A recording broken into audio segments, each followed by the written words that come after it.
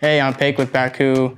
Welcome back to another tutorial. Today we're going to go over how to re-grease a Bafang motor for the 1,000-mile maintenance. Let's get to it. Okay, so we want to take our motor cover off. This is the control panel on the motor here. We like to use an impact. It's a 4mm hex to take these off, so we'll go ahead and take those off.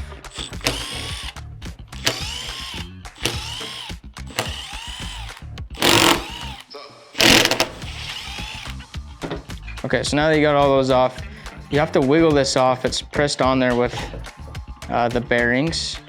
And sometimes you'll need a small flathead with a thin edge to pry it up. This one looks like it's gonna come off for us.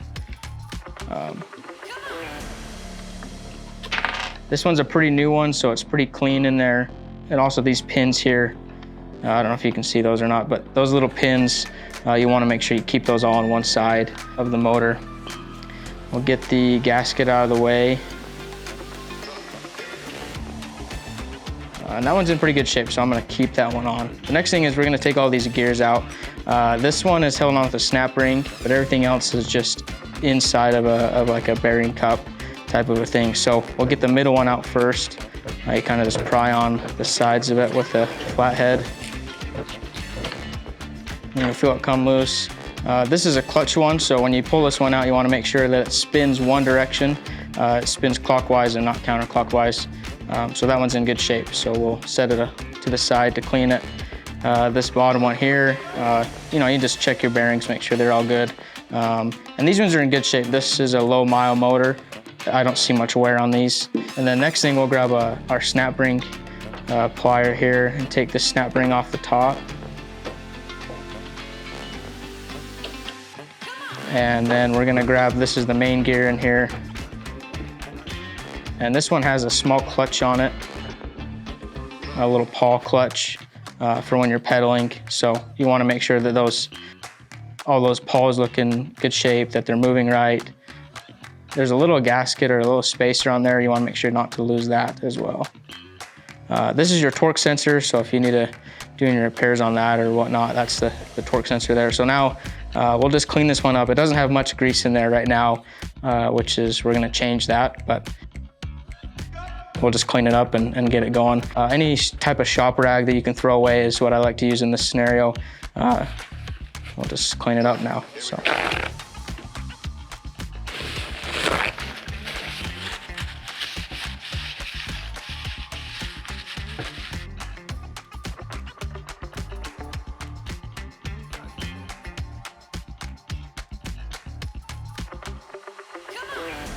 So now we've got it cleaned up. There's still some grease in there, but I got most of the dirty grease out.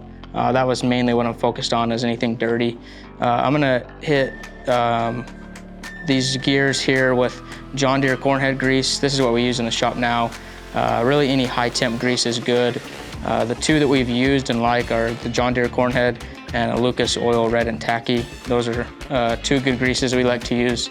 So I'm gonna kind of partially assemble this and grease it with the first gear in there. So we're gonna get our clutch like this, make sure we have our spacer on. And then we're gonna set the clutch in there, make sure it's spinning how it's supposed to. And then we're going to place it on the torque sensor slash bottom bracket. And you wanna just make sure that it's doing its job, that when you spin this counterclockwise, it's clicking, and then when you go clockwise, it's gonna bite and grab. Now that you have it like that, you grab your grease, and you just want to be kind of generous on this, and put some grease on the edge of these here. And just make sure you got it good and lathered everywhere. Don't be shy on this. You can overdo it, but it's hard to put too much in there, so don't be shy.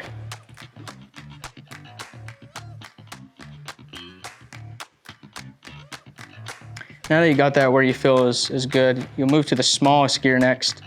This is the stator, so this is what runs when you give it throttle or when the motor gives you any input. This spins, and then this gear is what's directly connected to that one. So you want to grease this one heavily, more than you did so the first. This is where most the noise in your motor comes from. So if you've got a loud one, you want to make sure this has plenty of grease on it.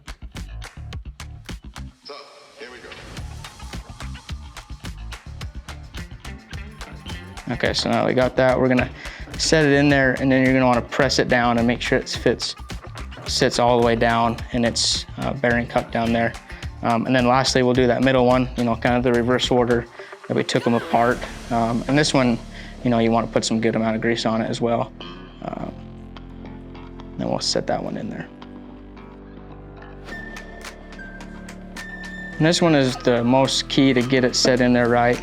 It's kind of a finesse thing. You have to move it back and forth to set. There's 2 gears it's trying to mate up with. So you want to get it to where you can feel it connected on those gears, and then press all the way in and make sure that that's setting in there. That's a really important one to set correctly. So we'll clean our hands up and we'll go from there. Like I mentioned at the start, these pins here, these alignment pins, I like to keep them on the base, not on this panel up here. And then I like to flip the gasket over and set it on those pins so you know it's in the proper place when you go to put this on. So move this out of the way. I didn't mention when we first took these off, you don't want to touch anything up here. These are phase wires. This is a torque sensor wire, a heat sensor. You don't want to touch any of that because if you mess with any of that, you run the risk of needing to have your motor reprogrammed or recalibrated. You know, most people don't have the capability to do that, so don't mess with those. So when you go to press this back on, you just want to make sure that you're not pinching any wires. If you're not replacing this, they should have a good memory of where to sit. So when you go to put it in there, just make sure it's nice and even, and then you kind of feel around with the control panel to find where it's going to sit on that gear. You'll feel it sit on this gear right here. Once you feel that, you can press it on. And like I mentioned, we're not replacing anything here, so that went on super easy, and now you're good to tighten everything down. I like to save this for last. You can do this at any point. This is our snap ring from that main gear, so we'll put that back on. Make sure it's set in there good. You know, if your gasket's bad, I brought a new one. You can replace that as well. We have those. Then you'll just get these. I like to start these just because, I don't know, I'm gonna drive them home with an impact, so I like to start them with a 4mm, just to make sure they're in good threads before I go ahead and drill them home.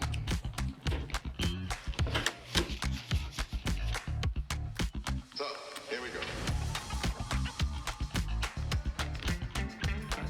go. Okay, so now that we have them started, it's like a car tire. We want to go in a star pattern and try to get this to sit as flush as we can.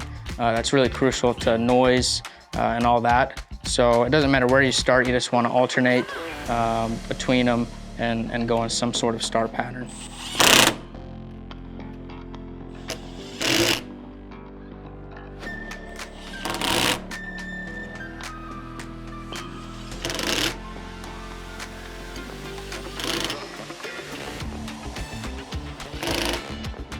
And then once I'm done, I like to take my Allen key again, take it the long ways and just make sure that these are all good and tight. I've never really heard a torque spec on these necessarily, but you just want them nice and tight. It's best for the motor that way. And that's that. Hey guys, thanks for watching. If you have any other questions or any other videos you'd like us to go over, leave those in the comments. If you have any questions with your bike in specific, call our customer service line or find us on our website. Remember to like and subscribe and give us a follow. Thank you.